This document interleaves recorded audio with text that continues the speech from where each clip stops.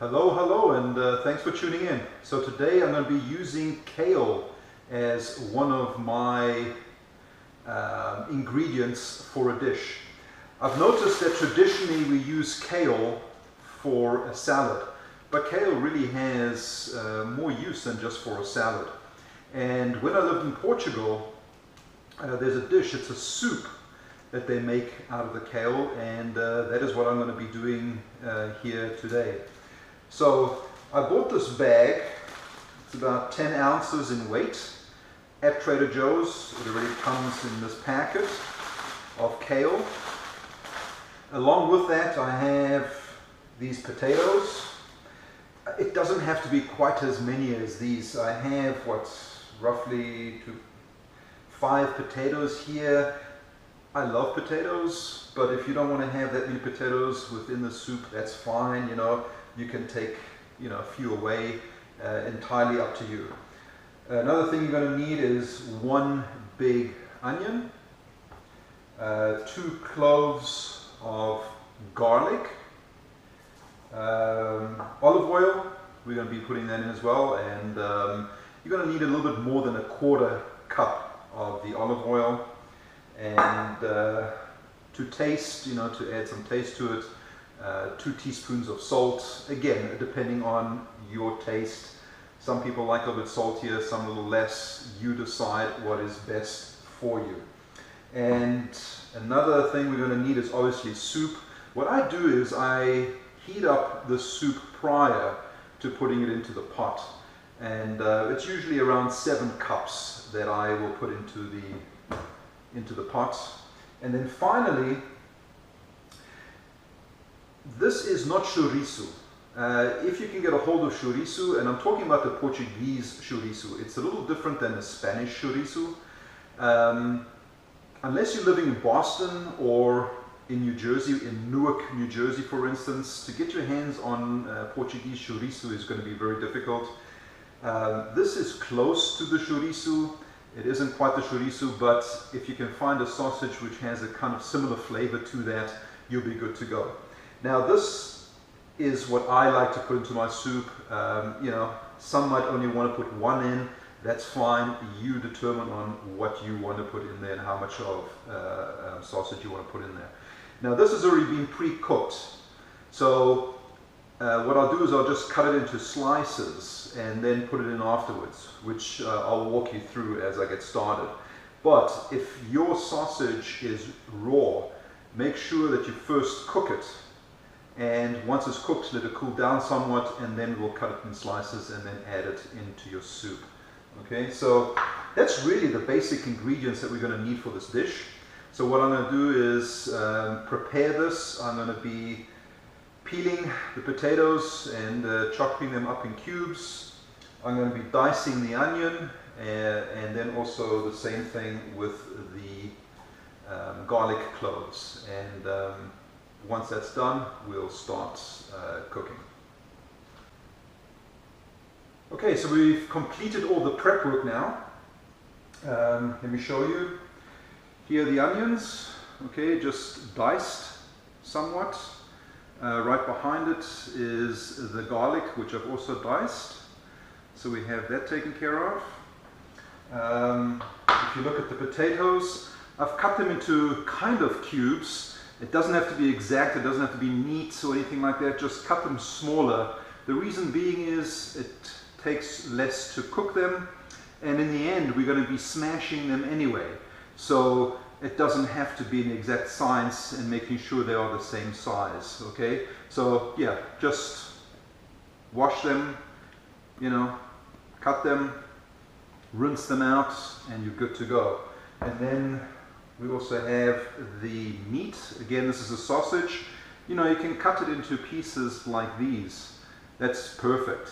Okay, and again, this has been pre-cooked, and I will be adding this at the end. And if it isn't cooked, please first make sure you cook it and then cut it up into slices to add to your soup. And then finally, I also already heated up the water, 7 cups, so that's all good to go. Okay, so let's get started with the cooking. Okay, let's get to cooking this. So let me turn the plate on. I'm going to set to high. And then we're going to be adding the olive oil. I like to use olive oil when I cook. So this is, you know, again, I love shopping at Trader Joe's. I basically get all my ingredients at Trader Joe's. And this is an olive oil that they offer. So let's do that. It's a 1/4 cup and then some. So what I just let it do is I fill up the 1/4 cup and then just let it overflow somewhat. There you go. And that's all the oil you're going to need. So we'll let that heat up, and then I'm going to be adding the onions to that. I can already see how it's warming up. And then what we're going to do is we're going to let the onions simmer for around 8 minutes to get them a nice golden brown. So as soon as the oil is hot enough, which it looks like it's getting to that point now, I'm just going to put in the onions and just let it heat up somewhat, and then I'm going to be turning down the temperature from a high to about a medium, and then I'll set the timer for 8 minutes. But you don't want to just leave the onions alone. You do want to give it a stir every so often. So I'm just going to let the onions heat up a little longer on the high.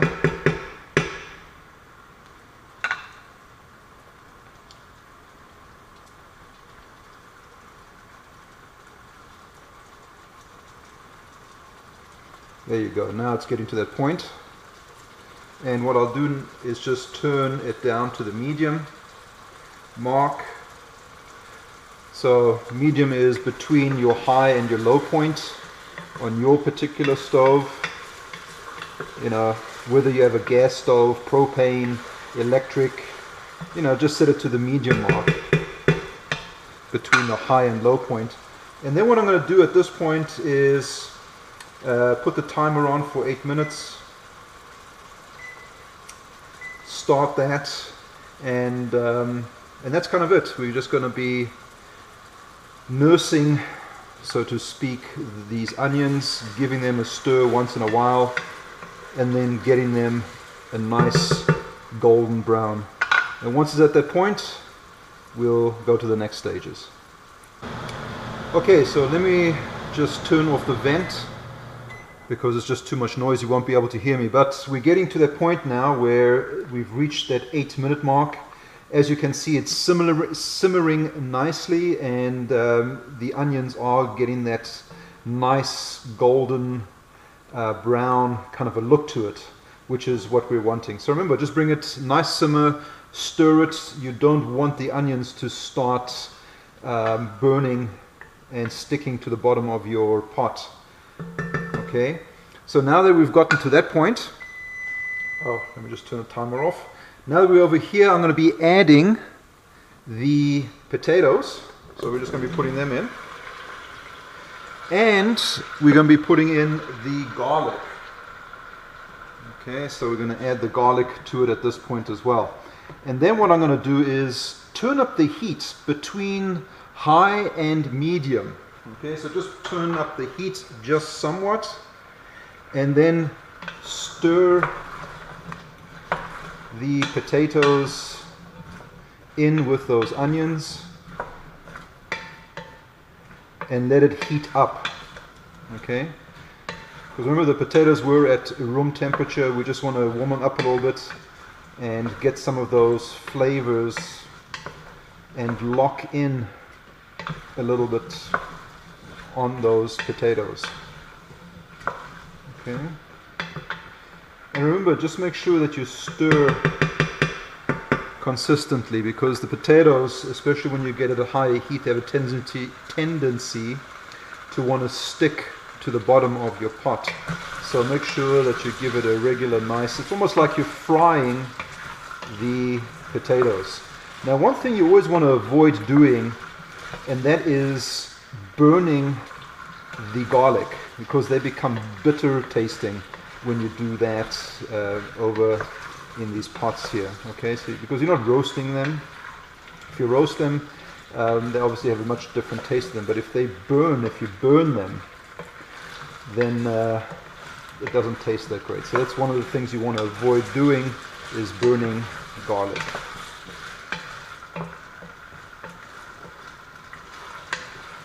Okay, so I'm going to let that go for a little bit, and then once I feel that it's kind of warmed up enough, I'm going to be adding the water to it, so which we'll be doing shortly as well.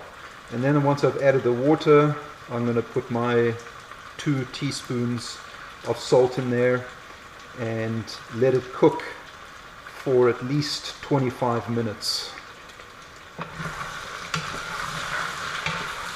Okay, we're kind of getting to that point where it's enough. I just wanted to get the oil, the onions, the garlic kind of warmed up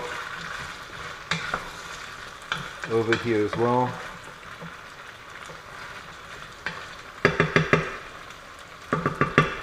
Okay, so again, I already heated up the water prior to this, because if I was going to add the 7 cups of water now, cold water or room temperature water, it would take a long time to get to boiling, so that's why I do that already. Okay, so let me add that.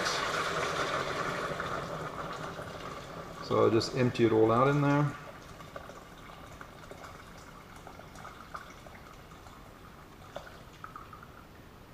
There you go. And then what you can do is also just turn up the heat to high, and it'll get you to that boiling point a lot faster. So I'm just going to give it a little stir. And then I'm going to be adding my salt. So again, 2 teaspoons. So there's kind of 1, and there's the other. And again, you can always add a little later on if you need to, for taste purposes. It all depends on how much salt you like in your diet. Now what I put in there is sea salt, you know, more the grained sea salt, not the fine salt. And we'll just bring this to a boil now. And like I said, 25 minutes, and it should be nice and cooked through on the potatoes. Now what I like about this particular pot, I picked this one up at IKEA. I like it because I can see what's happening there. I can see that it's coming to a boil slowly now, and it also has 3 holes there so that some of the steam can evaporate. The advantage of this is I can really turn the heat down on this. So usually where I set this is between low and medium, and it just keeps it a nice constant soft boil, and in that way, because it's covered, I'm not losing all the water, you know, so I don't have much of evaporation going out, and therefore retaining more of that water for the soup, which is nice. So there I can see it, it's going to start now at any moment. So what I'll do is I'll turn it down between low and medium, and I'll just let it simmer there for 25 minutes. So let me set the timer. Okay, so there we go. And now I'm just going to let it do its thing. Okay, so we've reached the 25-minute mark now, and we'll take this lid off. And at this point we're going to leave the lid off. It was really just for the boiling of the potatoes. So I'll turn the heat down to low, and at this point I'm going to be using this here, because what I'm going to do is I'm just going to be kind of mashing the potatoes down, but I don't want to really purify it. So that's why I use this, and what I'll just be doing is pushing down on those potatoes inside the pot, and just still leaving kind of a rough texture, you know. And that's why, you know, you can use one of those, what do they call those things that kind of purify more or less. I mean, if you want to do that, you can. But I just like to still have,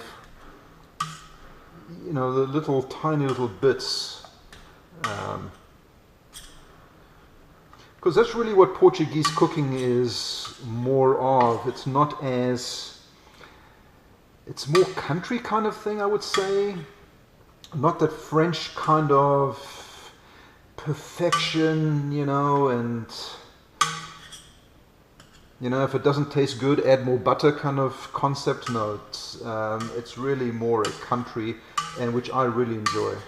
And it's got just a lovely taste to it, you know. I've heard it once before said, you know, what makes a good chef is one who doesn't screw up the natural taste of what products should be. You know, why change a taste? So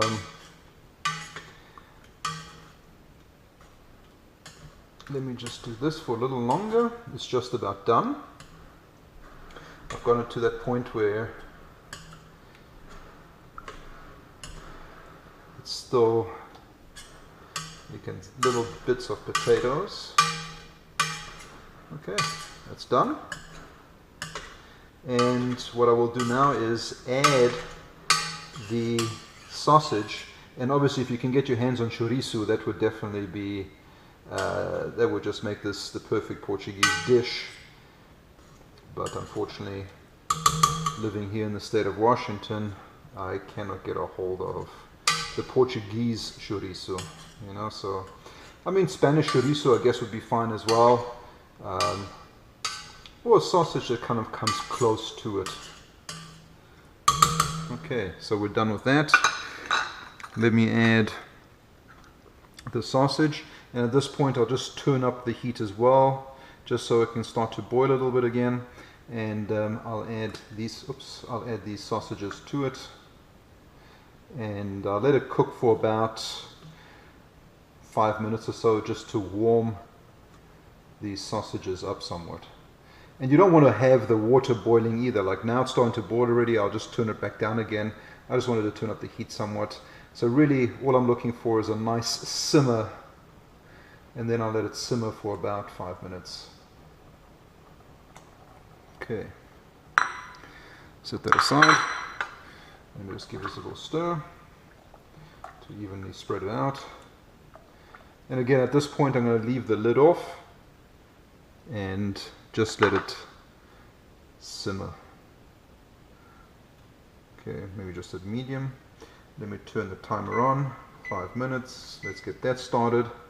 And then once we're done with that, we'll finish it off. Now that it's been allowed to simmer for 5 minutes, and warmed up the sausage, just given some flavors to this as well. So the sausage flavor has also been introduced into this broth. The final stage is adding the kale. So let me add the kale. And this can be done just a few minutes before you're ready to serve it. Okay? So we'll add the kale to it.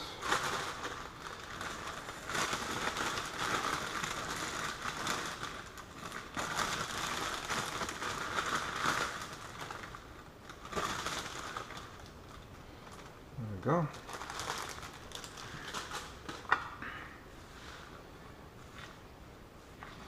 And then I'll just let it cook a little bit. Let me turn up the heat somewhat, maybe just bring it up to a medium again. Stir it around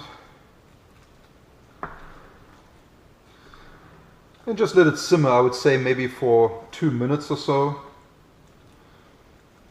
There we go. Oh man, I smell it already. It's delicious.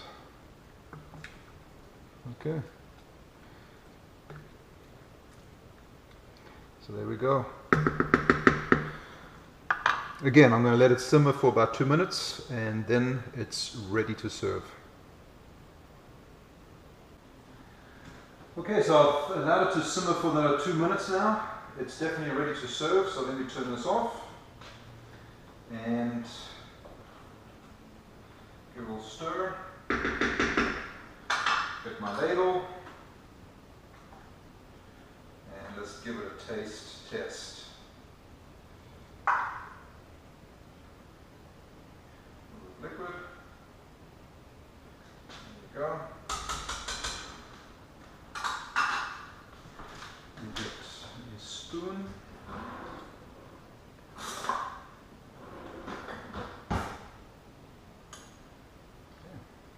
Now it's still going to be hot, so, but let me just taste this broth, a little bit of the kale.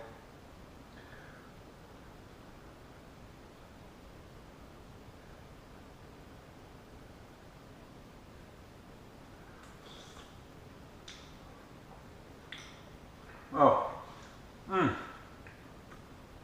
delicious. You really have to give this a try. It's a relatively easy dish to make. As you can see, there really wasn't much to it. And let me tell you, if I close my eyes, I think I was back in Portugal. So give it a try. So thank you for watching. And until my next video, keep your side stand, or as I say in America, your kickstand up and the rubber side down. I'll talk to you soon. Bye now.